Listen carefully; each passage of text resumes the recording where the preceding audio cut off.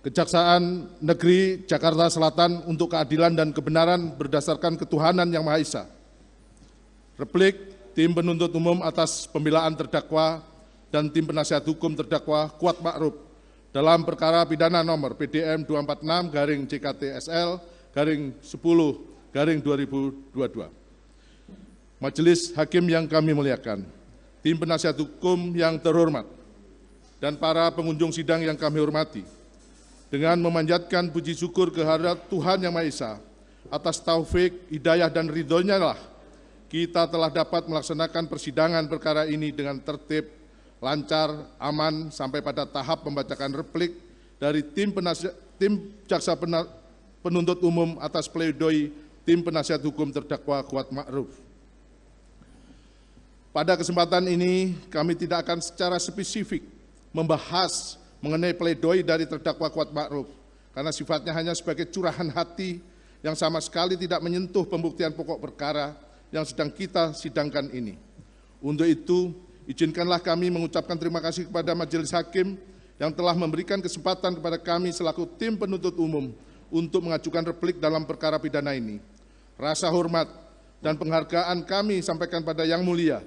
Majelis Hakim yang telah dengan tekun, cermat, sabar, serta arif memimpin jalannya persidangan perkara ini sejak digelarnya persidangan hingga saat ini di Pengadilan Negeri Jakarta Selatan. Ungkapan yang sama kami sampaikan pada tim penasihat hukum yang telah menjalankan tugasnya secara profesional dan proporsional dengan penuh semangat dan kesungguhan dalam mendampingi kliennya yang tetap dilakukan dalam kerangka hukum pidana formil, sesuai dengan batasan-batasan yang diatur dalam Kitab Undang-Undang Hukum Acara Pidana. Oleh karenanya, keberadaan tim penasihat hukum menjadi satu bagian yang tidak terpisahkan dari terselenggaranya persidangan dalam perkara tidak pidana yang dilakukan oleh terdakwa Kuat Ma'ruf. Majelis Hakim yang kami muliakan, tim penasihat hukum yang terhormat, dan para pengunjung sidang yang kami hormati, memperhatikan isi nota pembelaan atau pledoi dari penasihat hukum terdakwa. Pada pokoknya memohon kepada Majelis Hakim yang menyidangkan perkara ini agar menyatakan terdakwa Kuat Ma'ruf tidak terbukti secara sah dan meyakinkan melakukan tindak pidana pembunuhan berencana atau tindak pidana pembunuhan secara bersama-sama sebagaimana dimaksud dalam pasal 340 KUHP junto pasal 55 ayat 1 ke 1 KUHP dan pasal 338 KUHP junto pasal 55 ayat 1 ke 1 KUHP. 2. Membebaskan terdakwa Kuat Ma'ruf dari segala dakwaan atau setidak-tidaknya dinyatakan lepas dari segala tuntutan. 3. Memerintahkan penuntut umum untuk mengeluarkan terdakwa Kuat Ma'ruf dari rumah tahanan Barreskrim Polri, memulihkan nama baik dan hak terdakwa Kuat Ma'ruf dalam kemampuan kedudukan, harkat, dan martabatnya seperti semula, membebankan biaya perkara dalam semua tingkatan peradilan kepada negara. Setelah tim jaksa penuntut umum mempelajari dan mencermati dengan seksama pledoi tim penasihat hukum, semakin kokohlah pendirian dan keyakinan tim jaksa penuntut umum atas surat tuntutan yang telah dibacakan dalam persidangan hari Senin tanggal 16 Januari 2023. Pledoi tim penasihat hukum didasarkan pada penilaian yang objektif guna membebaskan terdakwa dari tuntutan hukum terhadap perbuatan yang telah terdakwa lakukan, sehingga hal tersebut akan dibuktikan kembali oleh tim penuntut umum dalam replik ini, yang juga merupakan satu kesatuan yang tak terpisahkan dengan surat tuntutan yang telah kami bacakan. Pada intinya, kami selaku tim penuntut umum menolak dan membantah seluruh argumentasi dari tim penasihat hukum di dalam pledoinya, dikarenakan serangkaian fakta yang mereka kemukakan merupakan fakta yang semu dan parsial, yang diperoleh dari keterangan para saksi dan keterangan para ahli yang hanya mendukung argumentasi mereka saja, sehingga keterangan di dalam pledoi itu tidaklah menggambarkan fakta yang sebenarnya terjadi. Dikarenakan apabila tim penasihat hukum menguraikan seluruh fakta persidangan secara utuh, maka akan dapat terlihat suatu kenyataan yang bertolak belakang dengan apa yang dikemukakan baik oleh tim penasihat hukum di dalam pledoi mereka, yang telah jelas menunjukkan adanya keturutsertaan terdakwa Kuat Ma'ruf dalam tindak pidana pembunuhan yang direncanakan terlebih dahulu. Karena dengan menguraikan fakta persidangan secara komprehensif kita akan dapat melihat bagaimana rapi dan terstrukturnya tindakan terdakwa Kuat Ma'ruf dalam rangkaian turut serta merencanakan pembunuhan terhadap korban Nofriansah Yosua Huta Barat. Dengan menguraikan rangkaian kata persidangan secara utuh, kita semua diharapkan dapat menyelami penderitaan korban Nofriansah Yosua Huta Barat yang ditembak menggunakan senjata api pada tanggal 8 Juli 2022, bertempat di kediaman saksi Ferdi Sambo dan saksi Putri Candrawati di rumah dinas Komplek Polri, Duren 3 nomor 46 RT 05 RW 01, Kelurahan Duren 3, Kecamatan Pancoran 1, Kota Administratif Jakarta Selatan, Provinsi DKI Jakarta. Selanjutnya disebut rumah Duren 3, yang mana tembakan tersebut mengenai batang otak kepala, serta mengakibatkan luka pada dada sisi kanan yang mengenai paru-paru dan pembuluh darah besar, sehingga terjadi pendarahan yang besar yang berujung pada meninggalnya korban Nofriansah Yosua Huta Barat. Dengan seketika, yang juga tentunya menimbulkan kedukaan yang mendalam kepada keluarga almarhum korban Nofriansah Yosua Huta Barat akibat keturutsertaan perbuatan terdakwa Kuat Ma'ruf, bahwa terdakwa Kuat Ma'ruf dengan loyal dan patuhnya senantiasa mengikuti skenario yang dibuat oleh Ferdi Sambo mengenai peristiwa tembak-menembak antara korban Nofriansah Yosua Huta Barat dengan saksi Richard Eliezer Budiang Lumiu. Namun, tidak berhenti sampai di situ. Skenario pun telah disusun secara rapi dan terstruktur untuk mengaburkan peristiwa keikutsertaan terdakwa Kuat Ma'ruf, saksi Riki Rizal Wibowo, saksi Putri Candrawati, dan saksi Ferdi Sambo atas terampasnya nyawa korban Nofriansah Yosua Huta Barat. Sampai dengan bergulirnya proses persidangan ini yang telah kami ungkap dalam surat tuntutan dan replik ini. Majelis Hakim yang kami muliakan, tim penasihat hukum yang terhormat, dan para pengunjung sidang yang kami hormati. Sekarang sampailah kami untuk membahas mengenai beberapa hal yang kami perlu tanggapi dan luruskan, di mana pada pokoknya tim penuntut umum menolak semua isi pledoi tim penasihat hukum kecuali yang telah sesuai dengan surat tuntutan dan atau diakui oleh kami dari tim penuntut umum. Namun dari seluruh materi pledoi penasihat hukum terdapat beberapa poin yang menurut kami selaku tim penuntut umum perlu ditanggapi dan diluruskan sebagai berikut. Analisa fakta dalam replik. Terdakwa tidak memiliki motif pribadi atas terjadinya pembunuhan terhadap korban, bahwa kami, tim jaksa penuntut umum, memang menyatakan terdakwa tidak memiliki motivasi pribadi terhadap terampasnya nyawa korban Nofriansah Yosua Huta Barat yang direncanakan terlebih dahulu dan hanya mengikuti kehendak jahat pelaku lain, sebagaimana termaktub dalam surat tuntutan kami halaman 452 poin yang hal yang meringankan karena diperoleh dari fakta persidangan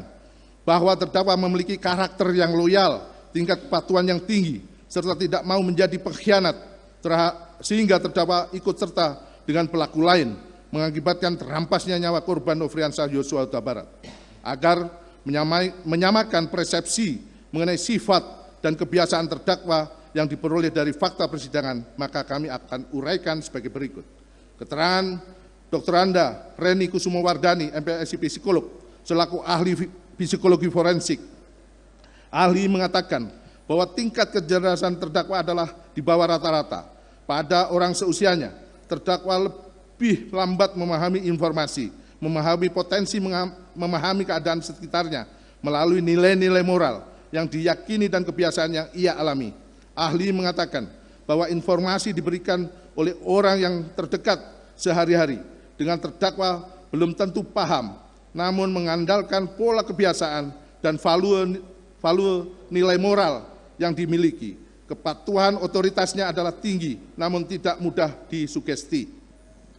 Dan tidak terdapat kepura-puraan, sehingga kami tim penuntut umum melihat bahwa memang terdakwa Kuat Ma'ruf yang kecerdasan di bawah rata-rata, namun karena sudah bekerja pada saksi Ferdi Sambo dan saksi Putri Candrawati sejak tahun 2008 mengakibatkan terbentuknya pola kebiasaan pada diri terdakwa Kuat Ma'ruf melayani keluarga saksi Ferdi Sambo yang berimplikasi pada tingkat kepatuhan yang tinggi. Keterangan saksi Putri Candrawati bahwa saksi Putri Candrawati mengatakan terdakwa Kuat Ma'ruf maupun saksi Riki Rizal Wibowo sangat loyal kepada keluarga saksi karena sudah bekerja pada keluarga saksi sejak tahun 2008, serta selalu mengikuti keluarga saksi. Bahkan ketika terdakwa di-off-kan untuk istirahat pada tahun 2021 akibat terpapar COVID-19. Namun pada tahun 2022 sebelum Lebaran, terdakwa Kuat Ma'ruf dipanggil kembali untuk bekerja pada keluarga saksi Ferdi Sambo. Sehingga fakta ini menunjukkan bahwa hubungan keluarga saksi Ferdi Sambo dan terdakwa Kuat Ma'ruf begitu terjalin dengan eratnya, yang mengakibatkan terdakwa Kuat Ma'ruf selalu menuruti kehendak dan kemauan keluarga Ferdi Sambo selama ini.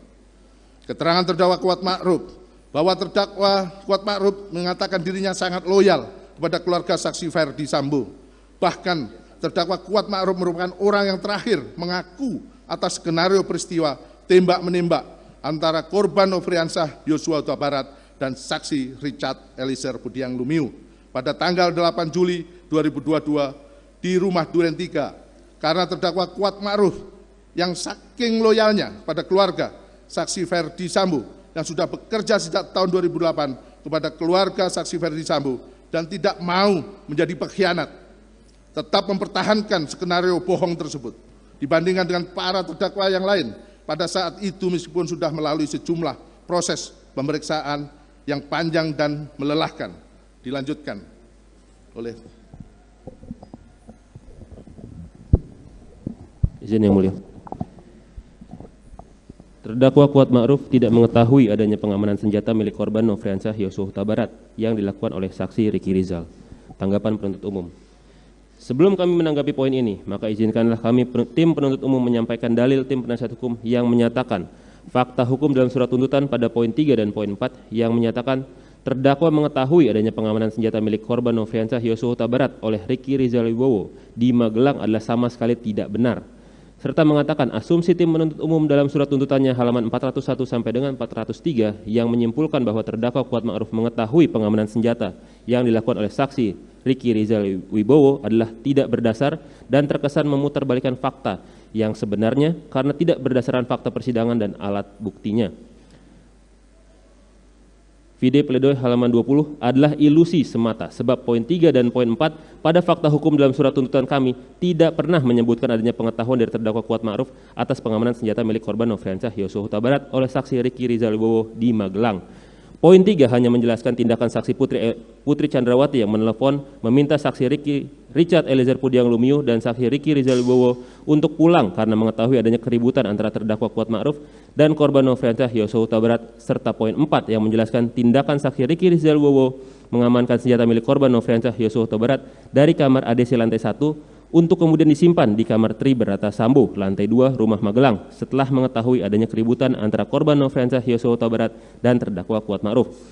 Kemudian atas fakta hukum pada poin 9 dalam surat tuntutan yang didalilkan tim penasihat hukum tidak berdasar serta terkesan memutarbalikkan fakta adalah hanya perspektif dalam sudut pandang tim penasihat hukum semata, mengingat terdakwa Kuat Ma'ruf lah yang mengemudikan mobil Lexus B1 Mah dari Magelang menuju rumah saguling di Jakarta yang merujuk pada berbagai keterangan saksi-saksi, yakni keterangan saksi Putri Chandrawati, poin 374.168 dan poin 374.248 yang mengatakan bahwa posisi tiap orang dalam mobil Lexus B1 Mah di mana terdakwa Kuat Ma'ruf sebagai driver, saksi Richard Eliezer Budiang Lumiu di sebelahnya, sedangkan saksi Putri Chandrawati dan saksi Susi berada di belakang driver. Keterangan saksi Susi, poin 33 yang menyatakan bahwa terdakwa Kuat Ma'ruf diminta oleh saksi Putri Chandrawati mengemudikan mobil menuju Jakarta. Keterangan terdakwa Kuat Ma'ruf poin 1.231 yang mana terdakwa Kuat Ma'ruf membenarkan bahwa dirinya diajak oleh saksi Putri Chandrawati mengantarkan ke Jakarta. Berdasarkan keterangan para saksi tersebut dilihat adanya kesesuaian bahwa terdakwa Kuat Ma'ruf ikut ke Jakarta mengantarkan saksi Putri Chandrawati dari Magelang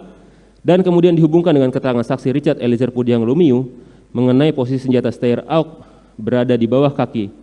kursi depan dan senjata HS-23301 milik korban Nofriansah Yosua Huta Barat dalam dashboard mobil Lexus B1 Mah, sehingga menjadi tidak mungkin terdakwa Kuat Ma'ruf yang membawa mobil dari Magelang hingga rest area tol Cipali yang sudah memakan waktu beberapa jam perjalanan tidak melihat adanya senjata Steyr AUK yang berada di bawah kursi kaki bagian depan mobil. Mengingat dimensi senjata Steyr AUK adalah cukup panjang dan pasti terlihat dalam mobil karena merupakan senjata laras panjang, sehingga dapat dinilai bahwa terdakwa Kuat Ma'ruf mengetahui adanya pengamanan senjata yang dilakukan oleh saksi Ricky Rizal Wibowo dalam mobil Lexus B1 Mah di Magelang, sekaligus membantah dalil tim penasihat hukum yang mengatakan fakta hukum nomor 9 dalam surat tuntutan adalah tidak berdasar dan terkesan memutarbalikkan fakta yang sebenarnya. Poin selanjutnya, terdakwa Kuatma'ruf tidak pernah berkomunikasi dengan saksi Ferdi Sambo selama berada di Magelang dan dalam perjalanan dari Magelang menuju Jakarta hingga rumah saguling. Tanggapan tim penuntut umum. Tim penuntut umum dalam surat tuntutannya baik dalam fakta hukum, analisa fakta maupun analisa yuridis sama sekali tidak pernah mendalilkan maupun membahas adanya komunikasi antara terdakwa Kuatma'ruf dengan saksi Ferdi Sambo selama berada di Magelang dan dalam perjalanan dari Magelang menuju Jakarta secara langsung. Namun tim penuntut umum akan menunjukkan adanya komunikasi saksi Putri Chandrawati dengan terdakwa Kuatma'ruf sebagai hasil konsensus saksi Ferdi Sambo dengan saksi Putri Chandrawati. Keberangkatan dari Magelang ke Jakarta tersebut haruslah dimulai dari adanya pembicaraan saksi Putri Chandrawati dengan saksi Ferdi Sambo pada dini hari tanggal 8 Juli 2022 yang mana saksi Ferdi Sambo merupakan individu yang membutuhkan dukungan orang lain dan merasa nyaman jika ada orang sekitar yang melindunginya sebagaimana keterangan ahli Dr. Reni Kusumawardani. Poin 19, sehingga saksi Ferdi Sambo dan saksi Putri Chandrawati bersepakat bahwa saksi Putri Chandrawati akan kembali ke Jakarta pada tanggal 8 Juli 2022 untuk mendukung adanya perampasan nyawa korban Nofriansah Yosua Huta Barat. Sehingga saksi Putri Chandrawati juga mengajak saksi Ricky Rizal Bowo dan terdakwa Kuatma'ruf yang notabene-nya bertugas mengurus anak saksi Ferdi Sambo dan saksi Putri Chandrawati di Magelang. Sehingga saksi Putri Chandrawati juga mengajak saksi Ricky Rizal Bowo dan terdakwa Kuatma'ruf ikut ke Jakarta. Meskipun kami tidak menafikan bahwa saksi Ricky Rizal Bowo yang meminta terdakwa Kuatma'ruf ikut ke Jakarta, namun sesungguhnya kehendak dari saksi Putri Chandrawati yang menginginkan ikutnya terdakwa Kuatma'ruf ke Jakarta dapat terlihat dari berbagai potongan fakta dalam persidangan yang kemudian dirangkai menjadi satu kesatuan, di mana dalam hal ini terdakwa Kuatma'ruf diminta oleh saksi Putri Chandrawati untuk membawa mobil Lexus LMB 1 Mah yang dirujuk dari keterangan terdakwa Kuatma'ruf poin 81 dan 1.94, di mana saksi Putri Chandrawati mengatakan ayo Wat. Kemudian terdakwa Kuatma'ruf menjadi pengemudi mobil di mana saksi Putri Chandrawati yang lebih dulu masuk ke dalam mobil kemudian diikuti dengan terdakwa Kuatma'ruf yang dirujuk dari keterangan terdakwa Kuatma'ruf sendiri. Adalah tidak logis apabila terdakwa Kuatma'ruf yang kesehariannya bertugas menjaga rumah di Magelang dapat langsung secara sigap menjadi pengemudi mobil Lexus LMB 1 Mah saat diberikan instruksi ayo Wat tanpa terlebih dahulu memahami kondisi dan situasi yang diinginkan oleh saksi Putri Chandrawati pada saat itu. Seyogyanya dengan keseharian terdakwa Kuatma'ruf yang sudah terbiasa menjaga rumah di Magelang tidak akan mengambil posisi sebagai pengemudi atau supir mobil Lexus LMB 1 Mah melainkan duduk sebagai penumpang dikarenakan adanya saksi Richard Eliezer Pudiang Lumiu yang kesehariannya sebagai ADC. Berdasarkan fakta hukum yang kami peroleh menunjukkan secara terang adanya hasil konsensus saksi Putri Chandrawati dan saksi Ferdi Sambo melalui saksi Putri Chandrawati atau dengan kata lain adanya komunikasi secara tidak langsung antara saksi Ferdi Sambo dengan terdakwa Kuatma'ruf sehingga terdakwa Kuatma'ruf ikut ke Jakarta mengantarkan saksi Putri Chandrawati. 5. Terdakwa Kuatma'ruf tidak pernah bertemu saksi Ferdi Sambo di lantai 3 rumah saguling guna mempersiapkan merampas nyawa korban Nofriansah Yosua Huta Barat. Tanggapan penuntut umum. Bahwa pledoi tim penasihat hukum yang menyatakan fakta hukum nomor 21 surat tuntutan bahwa terdakwa Kuatma'ruf bertemu dengan saksi Ferdi Sambo di lantai 3 rumah saguling untuk merampas nyawa korban Nofriansah Yosua Huta Barat merupakan kesimpulan berupa asumsi yang menyesatkan karena tidak didasarkan pada fakta persidangan dan alat bukti lainnya. Sesungguhnya sudah terbantahkan dalam seluruh rujukan yang diperoleh dari keterangan saksi maupun keterangan ahli yang dalam mengkonstruksikan fakta hukum nomor 21 surat tuntutan sehingga menurut kami bahwa tim penasihat hukum lah yang sesat dalam memahami fakta hukum yang kami susun berdasarkan sumber rujukan yang justru menimbulkan kesesatan bernalar dan berpikir oleh tim penasihat hukum yang mendalilkan tidak berdasarnya kesimpulan tim penuntut umum. Namun untuk menyatukan atau tidak-tidaknya berupaya menyatukan persepsi mengenai pertemuan saksi Ferdi Sambo dan terdakwa Kuatma'ruf di lantai 3 rumah saguling, maka kami akan menjelaskan secara rinci dengan bahasa yang mudah dipahami sebagai berikut. Poin pertama, keterangan terdakwa Kuatma'ruf poin 8 dan 59. Bahwa terdakwa Kuatma'ruf mengakui bahwa ia masuk ke dalam rumah saguling mengantarkan saksi Putri Chandrawati menggunakan lift di mana terdakwa Kuatma'ruf naik ke lantai 3 sebanyak 2 kali, di mana durasi naik turunnya terdakwa Kuatma'ruf adalah kurang lebih 3 menit. Keterangan saksi Putri Chandrawati poin 2, 17, 328 dan 374.97 bahwa saksi mengatakan terdakwa Kuatma'ruf dan saksi Ricky Rizal Bowo sangat loyal kepada saksi. Kemudian dihubungkan dengan keterangan saksi yang mengatakan lantai 3 rumah saguling merupakan ruang privat. Tidak pernah ada ajudan yang masuk tanpa izin dan juga dihubungkan dengan keterangan saksi dalam persidangan yang tidak mengetahui mengapa terdakwa Kuatma'ruf ikut dengan saksi naik ke lantai 3 rumah saguling padahal saksi tidak ada memerintahkannya untuk ikut. Sehingga dinilai adanya kehendak sengaja dari saksi Putri Chandrawati mengajak terdakwa Kuatma'ruf yang loyal, tingkat kepatuhannya tinggi, dan tidak mau menjadi pengkhianat karena sudah bekerja sejak tahun 2008 kepada keluarga saksi untuk bertemu dengan saksi Ferdi Sambo di lantai 3 rumah saguling. yang mana ruangan tersebut merupakan ruang privat yang tidak dapat dimasuki oleh para ajudan tanpa adanya perintah. Poin selanjutnya, keterangan Dr. Randa Reni Kusumawardani,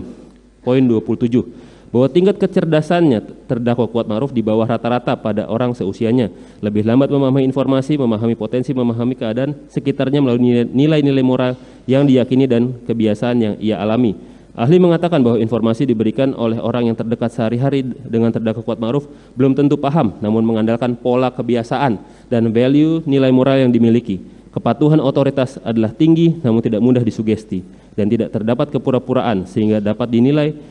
dilihat hemat kami bahwa terdakwa Kuatma'ruf yang sudah bekerja sejak tahun 2008 dengan keluarga saksi Ferdi Sambo dengan tingkat kepatuhan yang tinggi tidak mungkin akan naik ke lantai 3 rumah saguling yang merupakan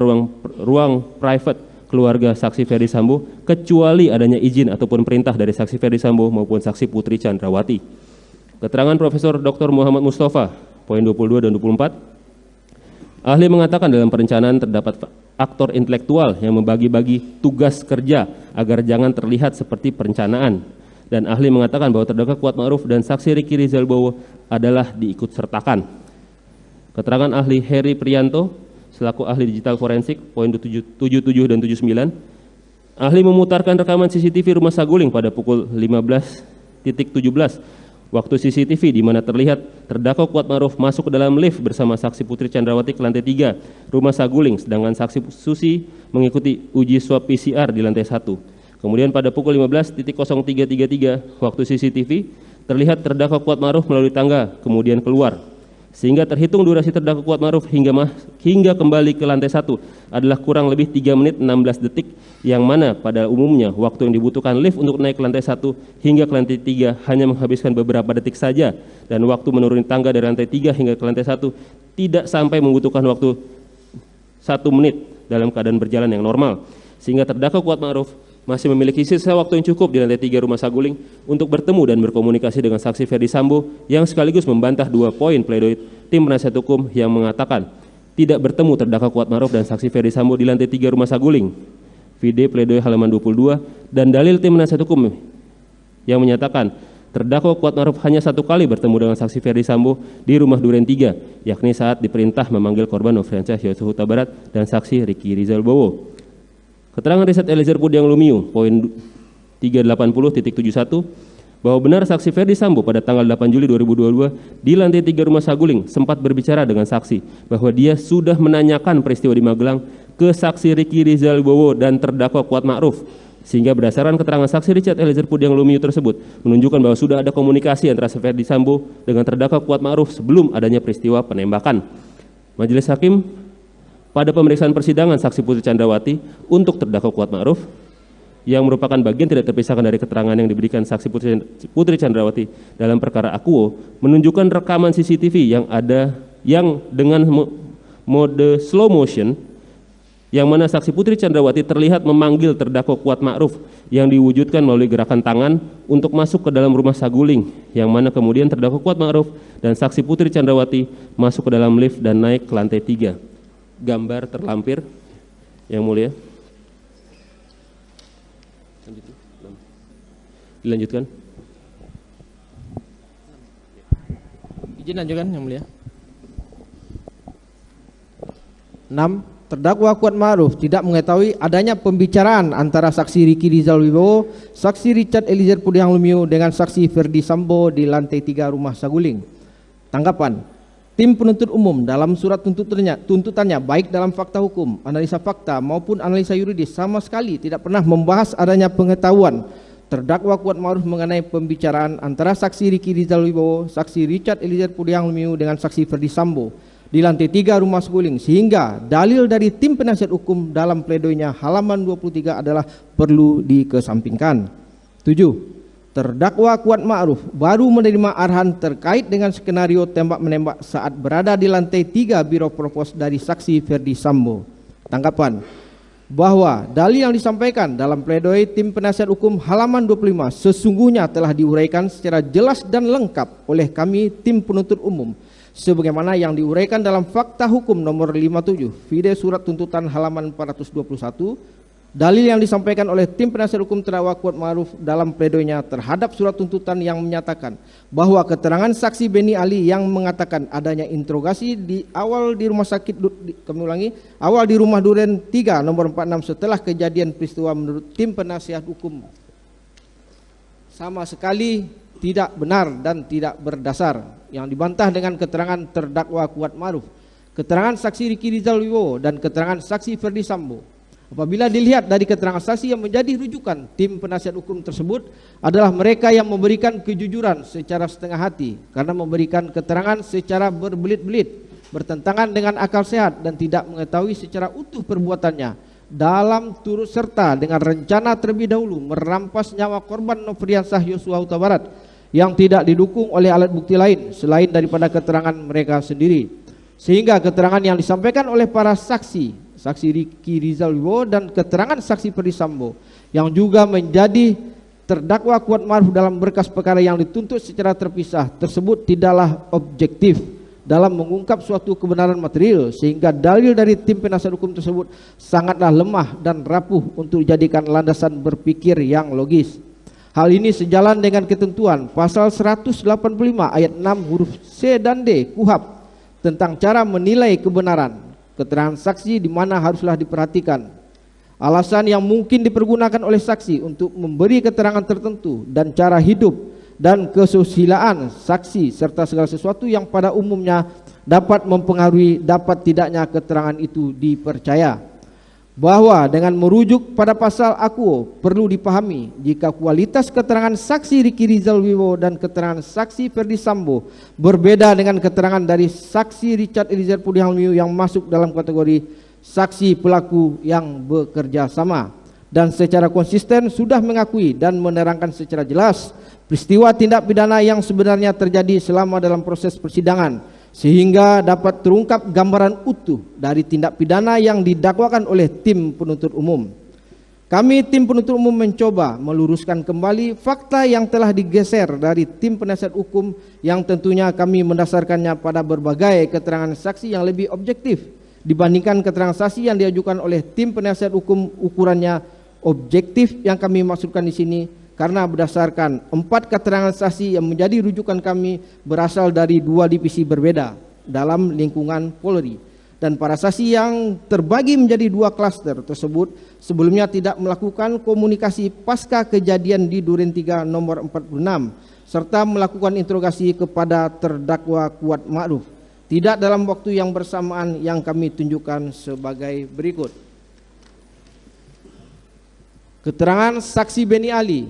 poin 11 dan 12 bahwa saksi melihat terdakwa Kuatma'ruf pada saat saksi tiba di TKP. Saksi mulanya bertanya kepada saksi Richard Eliezer Pudiang Lumiu ketika menyerahkan senjata mengenai kejadian yang terjadi.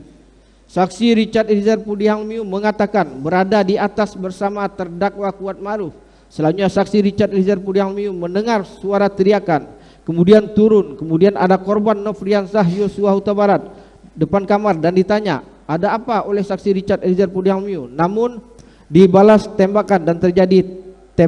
tembakan yang mengakibatkan meninggalnya korban Nofriansah Yosua Huta Barat poin 11. Sedangkan terdakwa Kuatma'ruf pada saat itu ada di dapur, kemudian saksi menanyakan keberadaannya dan terdakwa Kuatma'ruf menjawab saat ledakan di atas ingin menutup pintu kemudian takut dan tiarap poin 12.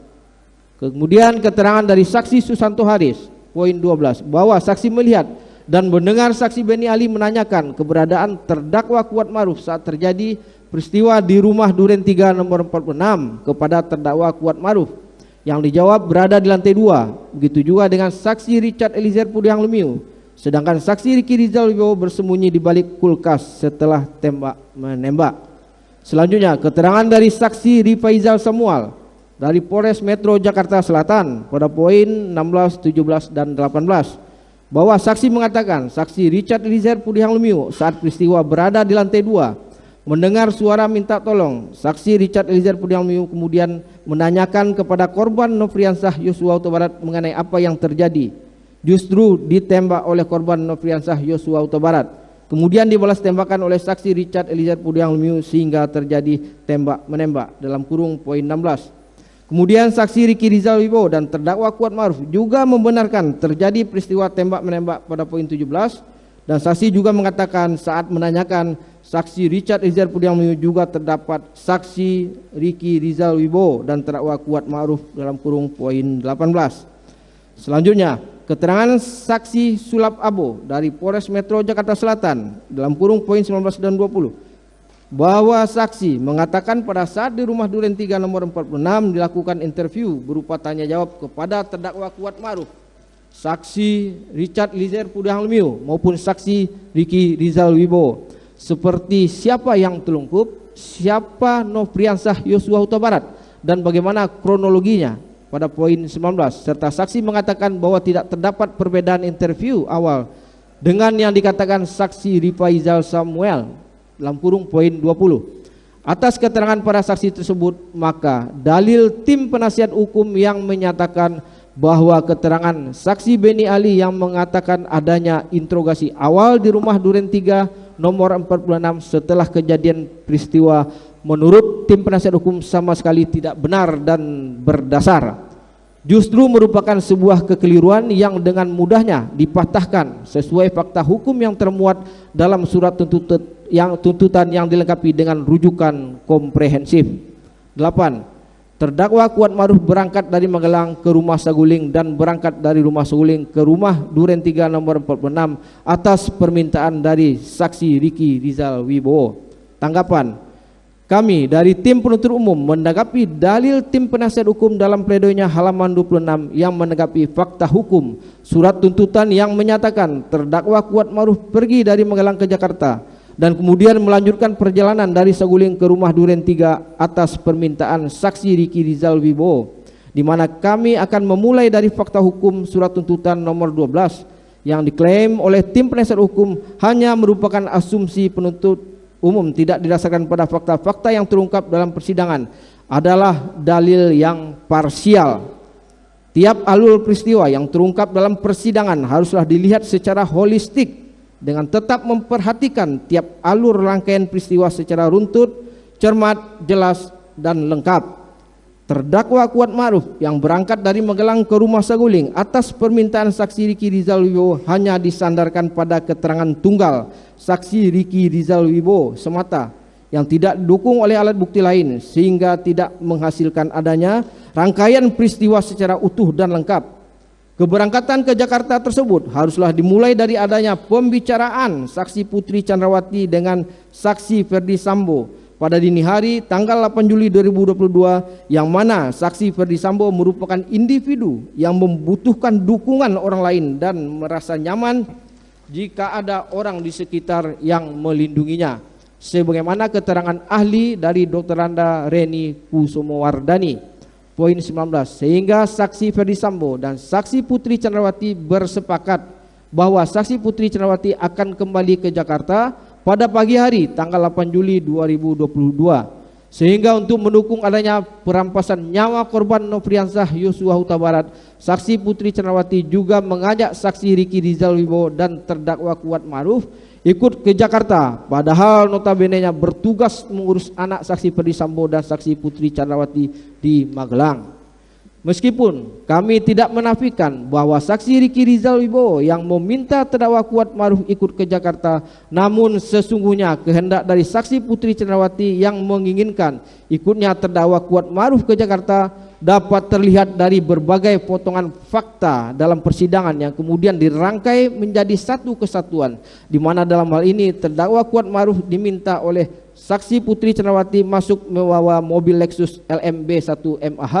yang dirujuk dari keterangan terdakwa Kuat Ma'ruf pada poin 81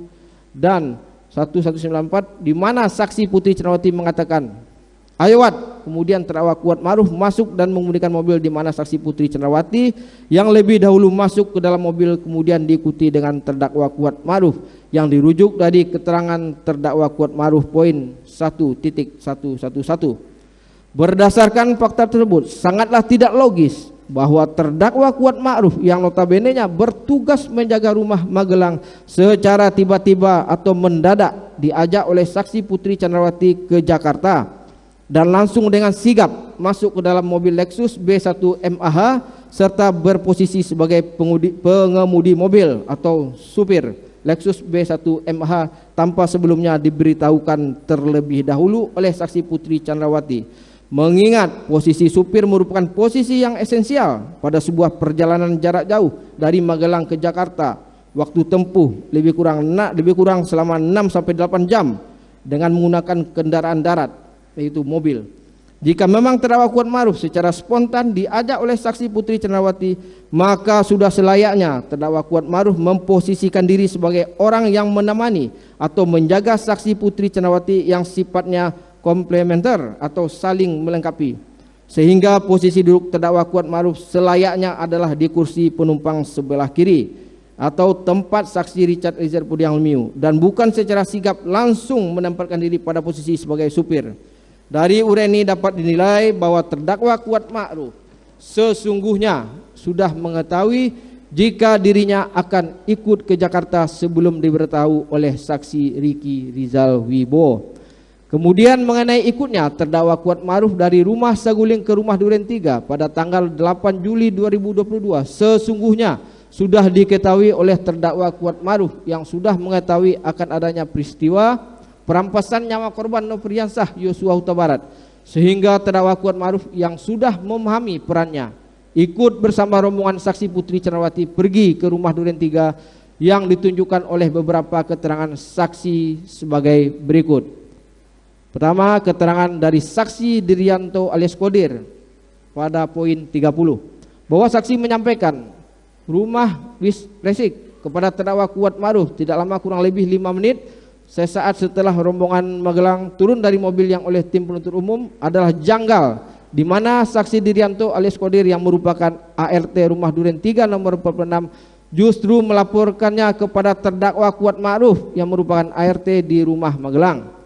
Selanjutnya keterangan dari saksi Richard Eliezer Pudiang Lumiu pada poin 380.71. Saksi mengatakan bahwa saksi Ferdisambo sempat berbicara kepada saksi bahwa saksi Ferdisambo sudah menanyakan peristiwa di Magelang ke Ricky Rizal Wibowo dan terdakwa Kuat Ma'ruf, sehingga menjadi terang dan kuat fakta menunjukkan adanya pengetahuan dari terdakwa Kuat Ma'ruf akan rencana dirampasnya nyawa korban Nofriansah Yosua Huta Barat, sehingga terdakwa Kuat Ma'ruf yang sudah mengetahui kehendak dari saksi Ferdisambo ikut ke rumah Duren 3 dengan dalih mengantarkan saksi Putri Chandrawati untuk mengaburkan peristiwa, melainkan untuk mendukung pelaksanaan eksekusi korban Nofriansah Yosua Huta Barat. Lanjutkan Yang Mulia. Dilanjutkan Yang Mulia. Atas fakta rangkaian peristiwa dari Magelang menuju rumah Saguling maupun dari rumah Saguling ke rumah Duren 3 yang tim penuntut umum susun, maka secara nyata dapat terlihat puzzle-puzzle yang hilang dari fakta persidangan. Dapat dinilai dan dirangkai bahwa terdakwa Kuat Ma'ruf datang ke rumah Saguling dari Magelang adalah kehendak saksi Putri Chandrawati, dan ikut ke rumah Duren 3 yang merupakan hasil konsensus dengan saksi Ferdisambo, di mana terdakwa Kuat Ma'ruf mengikuti kehendak saksi Ferdisambo guna turut serta melakukan perampasan nyawa korban Nofriansah Yosua Huta Barat, sehingga dalil tim penasehat hukum tersebutlah yang tidak berdasar karena tidak mampu melihat rangkaian peristiwa secara keseluruhan, melainkan hanya secara parsial semata. 9. Alasan terdakwa Kuat Ma'ruf membawa pisau dapur semata-mata hanya untuk melindungi diri dan bukan untuk mempersiapkan pelaksanaan pembunuhan di rumah Duren 3 nomor 49. Tanggapan terhadap pledoi tim penasehat hukum yang mengatakan bahwa terdakwa Kuat Ma'ruf membawa pisau dari Magelang hingga Jakarta merupakan bagian dari perencanaan adalah dalil yang keliru dan tidak berdasar, justru merupakan dalil yang menyesatkan dan membahayakan. Keterangan saksi Azan Romer, keterangan saksi Ridwan R. Somplanit, dan keterangan saksi Ricky Rizal Wibowo yang dirujuk dalam pledoi tim penasehat hukum halaman 28 satu pun tidak menguatkan atau membantah adanya perbuatan terdakwa Kuat Ma'ruf yang membawa pisau dari Magelang ke Jakarta sebagai bagian dari perencanaan untuk mendukung perampasan nyawa korban Nofriansah Yosua Huta Barat. Pada poin ini kami tim penuntut umum tidak akan menggunakan berbagai rujukan maupun teori-teori untuk membantah dalil tim penasehat hukum. Namun tim penuntut umum mengajak kita semua melihat adanya peristiwa notorious atau peristiwa yang tidak perlu dibuktikan karena sudah diketahui umum sebagaimana diatur dalam pasal 184 ayat 2 KUHP yang kami kupas secara tuntas dalam kedua poin sebagai berikut. bahwa pada tanggal 7 Juli 2022 di Rumah Magelang terdapat 3 anggota Polri yang tinggal bersama saksi Putri Chandrawati, yakni saksi Ricky Rizal, saksi Richard Eliezer, dan korban Nofriansah Yosua, yang semuanya mempunyai senjata yang melekat padanya yang dapat digunakan dalam pembelaan diri sesuai SOP penggunaan senjata api sebagaimana mestinya, sehingga tindakan terdakwa Kuat Ma'ruf membawa pisau dari Magelang ke Jakarta sebagai upaya membela diri dari serangan korban Nofriansah Yosua Huta Barat apabila terjadi perlawanan menjadi terpatahkan karena terdakwa Kuat Ma'ruf pun mengetahui bahwa selain korban Nofriansah Yosua Huta Barat, dalam Rumah Magelang masih ada saksi Ricky Rizal maupun saksi Richard Eliezer yang merupakan anggota kepolisian yang juga tentunya mempunyai senjata api. Tindakan terdakwa Kuat Ma'ruf yang membawa pisau justru menunjukkan adanya kehendak dari terdakwa Kuat Ma'ruf mengikuti kemauan pelaku lain merencanakan perampasan terhadap nyawa korban Nofriansah Yosua Huta Barat. Bahwa kita semua mengetahui bahwa penggunaan pisau dalam rangka pembelaan diri dari serangan dengan penggunaan senjata api secara kualitatif adalah tidak proporsional, di mana penggunaan senjata api dengan menarik pelatuknya saja mengakibatkan tembakan berupa peluru dalam waktu yang sekejap mengenai sasaran yang dibidik oleh penembak, yang tentunya berbeda dengan penggunaan pisau dapur yang tidak memiliki daya kecepatan seperti senjata api dalam menyerang seseorang apabila digunakan untuk membela diri. Sehingga tindakan terdakwa Kuat Ma'ruf yang membawa pisau dapur sebagai bagian dari keturutsertaan perencanaan merampas nyawa korban Nofriansah Yosua Huta Barat menjadi sangat kuat, yang didukung oleh fakta bahwa terdakwa Kuat Ma'ruf hanyalah seorang warga sipil yang tidak dilengkapi senjata api sehingga tidak perlu menggunakan pisau dapur sebagai bentuk pengamanan terhadap perlawanan korban Nofriansah Yosua Huta Barat, di mana sebelumnya sudah ada para ajudan lain yang dilengkapi dengan senjata api yang telah dijelaskan dalam poin sebelumnya. Sehingga berdasarkan 2 poin argumentasi yang tim penuntut umum sampaikan, dengan sangat mudahnya dapat membantah dalil tim penasihat hukum yang mengatakan bahwa penuntut umum keliru mengaitkan perbuatan terdakwa Kuat Ma'ruf membawa pisau merupakan bagian dari pelaksanaan pembunuhan korban di rumah Duren 3 nomor 46, video pledoi halaman 29. 10. Terdakwa Kuat Ma'ruf tidak pernah dijanjikan sesuatu oleh saksi Ferdi Sambo sebelum terjadinya tindak pidana. Tanggapan, tim penuntut umum sesungguhnya dalam surat tuntutan tidak menyebutkan adanya janji yang diberikan saksi Ferdi Sambo kepada terdakwa Kuat Ma'ruf sebelum terjadinya tindak pidana. Namun tim penuntut umum dengan senang hati akan mengkonstruksikan adanya janji tersebut sehingga dapat dipahami oleh tim penasihat hukum yang juga dapat memperluas khasanah pengetahuan kita semua melalui penalaran hukum. Dalam perkara Akwo dibutuhkan suatu penalaran hukum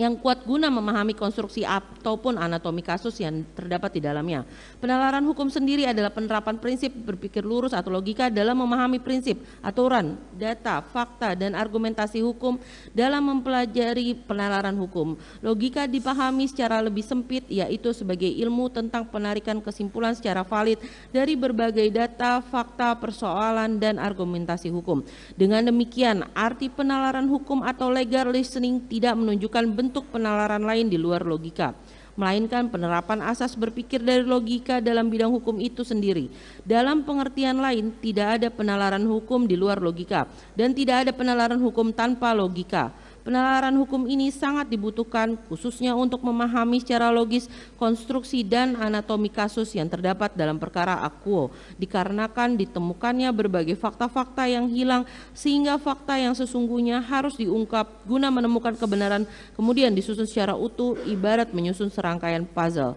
Sehingga kami tim penuntut umum mengatasi berbagai kekosongan fakta tersebut dengan menarik kesimpulan dari berbagai fakta dan persoalan yang muncul dalam persidangan sebagai berikut. Keterangan Profesor Dr. Muhammad Mustafa MA selaku ahli kriminologi Universitas Indonesia pada poin 10, di mana ahli mengatakan bahwa pada pembunuhan berencana pelaku biasanya akan meninggalkan jejak setelah peristiwa terjadi. Ia menyadari kesalahan dan berusaha menghilangkannya. Yang oleh kami tim penuntut umum dalam perkara Akwo, tindakan menghilangkan jejak tersebut disimpulkan dengan adanya pemberian alat komunikasi berupa handphone berjenis iPhone 13 Pro Max oleh saksi Ferdi Sambo kepada terdakwa Kuat Ma'ruf. Keterangan terdakwa pada poin 48, saksi Richard Eliezer pada poin 380.53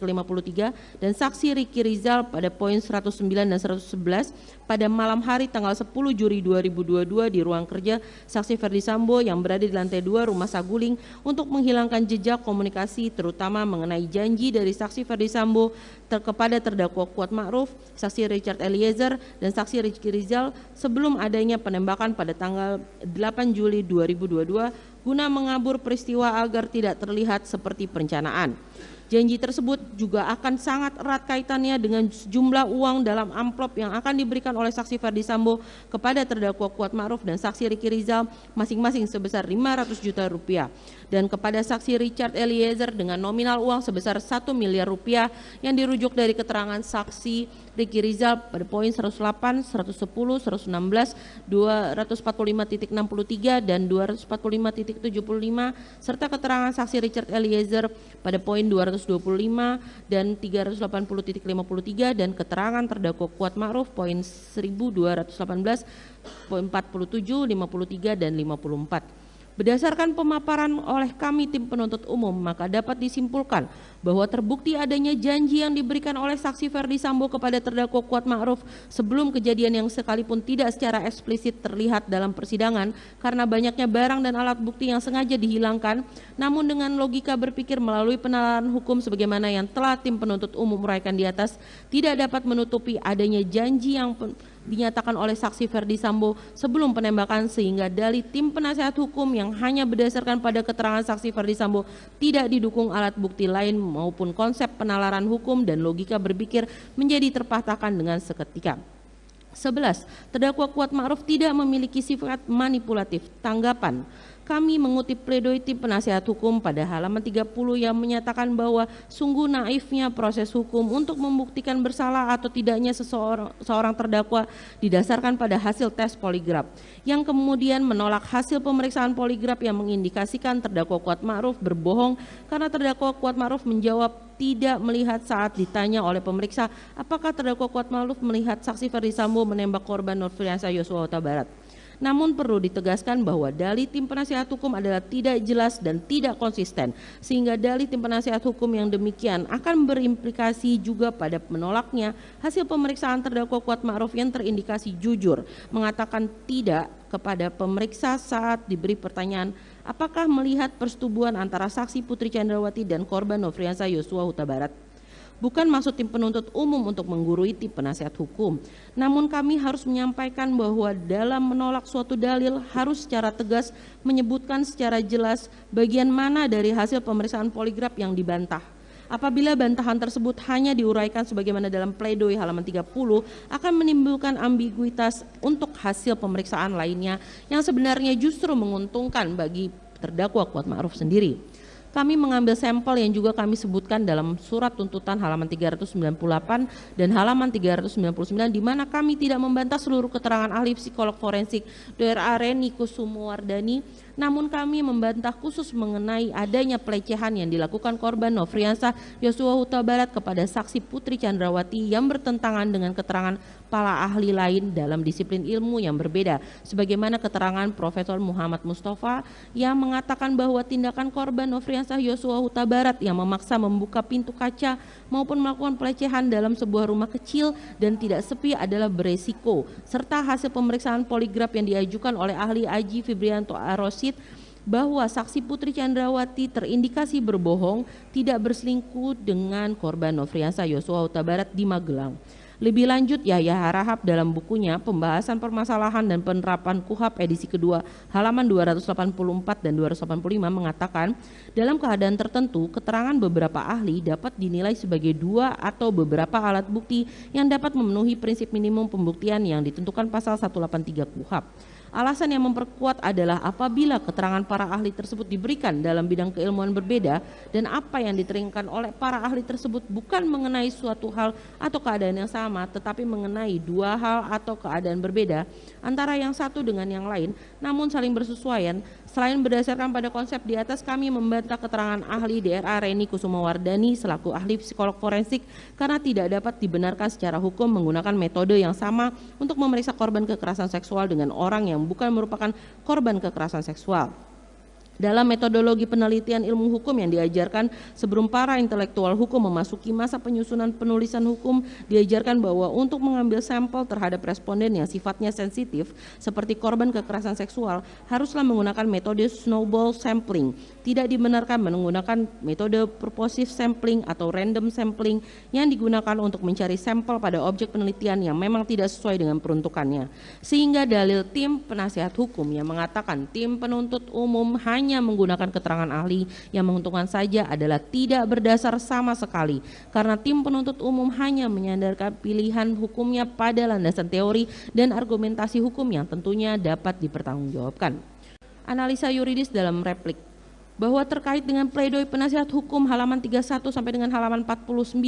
mengenai analisa yuridis yang dikemukakan oleh tim penasihat hukum, maka tim penuntut umum menilai hal tersebut tidak substantif untuk ditanggapi karena sudah kami bantah pada analisa fakta, sehingga penuntut umum tetap bersandar pada argumen yang telah dikemukakan pada analisa fakta dalam surat tuntutan dan replik ini serta analisa yuridis dalam surat tuntutan. Namun terhadap beberapa poin kami menanggapi sebagai berikut. 1. Unsur dengan sengaja dan rencana terlebih dahulu merampas nyawa orang lain pada dakwaan primer. Tanggapan, tim penasihat hukum yang berpegang pada fakta persidangan bahwa saksi Ferdi Sambo berkata hajar cat yang kemudian diikuti dengan penembakan yang dilakukan oleh saksi Richard Eliezer sebanyak 4 kali ke arah tubuh korban dengan cara melangkah maju mendekat. Kejadian itu sangat cepat dan tiba-tiba membuat terdakwa Kuat Ma'ruf terkejut sambil memegang kompor di dapur.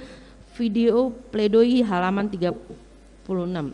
Video. Izin mengkoreksi majelis, video pledoi halaman 36. Dan dalih penuntut umum pada halaman 38 yang mengatakan bahwa tidak ada satupun saksi yang menerangkan di persidangan bahwa terdakwa Kuat Ma'ruf yang melakukan penembakan terhadap korban Nofriansah Yosua Huta Barat menggunakan senjata api laras pendek atau pistol merek Glock 17, yang dimana tim penasihat hukum menarik kesimpulan bahwa terdakwa Kuat Ma'ruf tidak memenuhi unsur dengan sengaja dan direncanakan terlebih dahulu. Hemat kami, tim penuntut umum menilai konstruksi hukum yang dibangun oleh tim penasihat hukum terdakwa Kuat Ma'ruf parsial dan semu sehingga tidak dapat ditemukan fakta secara utuh guna setidak-tidaknya mendekati kebenaran material. Pertama, mengenai teriakan saksi Ferdi Sambo yang mengatakan hajar cat harus dimaknai secara kontekstual mengenai makna dari kata hajar yang dimaksud kepada saksi Richard Eliezer. Yang dikatakan dengan fakta dalam persidangan bahwa tiap ajudan memiliki senjata yang melekat pada dirinya, dan saksi Richard Eliezer yang tidak membawa senjata apapun selain senjata Glock 17 yang ada padanya. Makna kata hajar dapat kita tinjau dari konsep presisi, yakni penggunaan bahasa sehari-hari. Dalam hal ini merujuk pada Kamus Besar Bahasa Indonesia adalah memukuli dan sebagaimana supaya jera ataupun memukuli sebagai hukuman, sehingga berdasarkan makna dari kata hajar dengan perbuatan Richard Eliezer yang melakukan penembakan hingga 3-4 kali kepada korban adalah tidak logis, sebab tim penasihat hukum mencoba menyambungkan dua peristiwa yang hakikatnya adalah berbeda, sehingga keterangan saksi Ferdi Sambo yang mengatakan hajar cat tidak dapat diterima untuk merangkai adanya suatu peristiwa pidana. Namun demikian, apabila kita mengikuti alur pikiran dari tim penasihat hukum terkait dengan frasa hajar cat yang menurut mereka bukanlah perintah untuk menembak korban Nofriansah Yosua Huta Barat, maka argumentasi itu pun menjadi cacat logika dikarenakan pemaknaan kata hajar cat tersebut juga harus dimaknai dari serangkaian peristiwa yang terjadi baik sebelum maupun setelah peristiwa penembakan yang mengakibatkan meninggalnya korban Nofriansah Yosua Huta Barat, yang bermula dari saksi Ricky Rizal yang dipanggil oleh saksi Ferdi Sambo ke lantai 3 Rumah Saguling pada tanggal 8 Juli 2020 untuk membackup saksi Ferdi Sambo maupun menembak korban Nofriansah Yosua Huta Barat apabila melawan. Yang dijawab oleh saksi Ricky Rizal tidak kuat mentalnya, sehingga saksi Ferdi Sambo memerintahkan saksi Ricky Rizal memanggil saksi Richard Eliezer ke lantai 3 Rumah Saguling. Kemudian berdasarkan kesaksian